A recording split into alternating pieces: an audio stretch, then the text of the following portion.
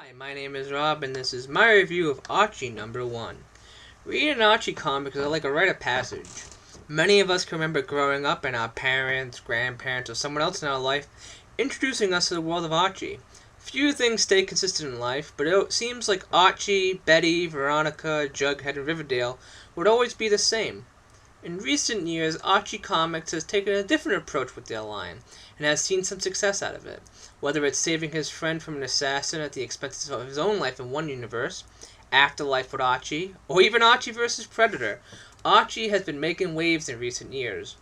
Archie #1 from writer Mark Waid and artist Fiona Staples, who has worked on Saga, seeks to introduce Archie to readers both old and new alike in their own unique way. Archie #1 shows us the world through the eyes of his titular character, Archie Andrews. There are some impressions of Archie that the reader can immediately pick up upon, but the most pressing issue at hand is the breakup of Archie and his girlfriend, Betty Cooper. The long-term couple has broken up due to the quote-unquote lipstick incident. But whatever that exactly entails, neither is saying, so the reader, among most characters in the book, are left in the dark about what's going on. Issue #1 sees Archie and Betty as they deal with the fallout of their breakup and how they both react to it. It's clear they both still have feelings for one another, but something terribly wrong happened. Something worth noting about Archie #1 is what it says and doesn't say about relationships.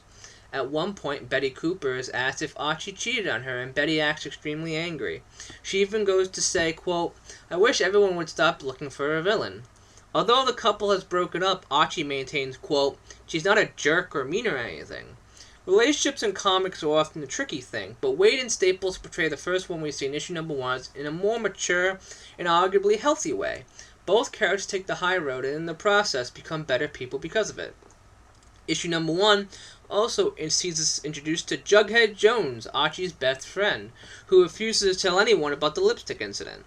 If the main story in issue #1 is Archie and Betty and their breakup, then the subplot is Jughead interacting with those who want to force the couple back together. Jughead is witty, funny, and most importantly, a good best friend to Archie throughout the entire issue. The issue also showcases a bit more about Archie's home life and Riverdale itself.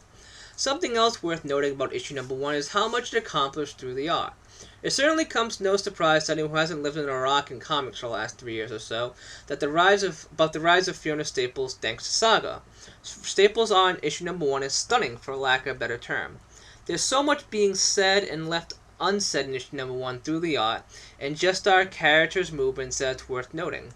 It's been said that great cinematography is when you can tell what's going on in a scene if there's no words, and the same can be said about comics as well. By that standard, Archie #1 excels on all fronts. I also love how the original Archie comic was included in the back of the issue, giving new readers some history about the character in the process.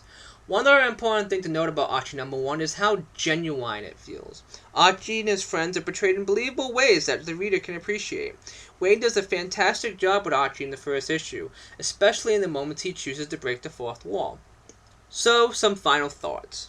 Archie #1 is a new way of looking at classic characters that will appeal to both old and new readers alike. Waid and Staples have the start of something special here in Archie #1. It will be interesting to see what direction the title goes in, but for the meantime it looks to be a great journey. Now excuse me while I go break my old Archie comics.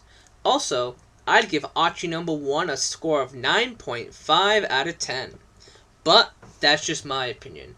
What did you think of Archie #1? Comment below and let me know what you think, and please don't forget to subscribe.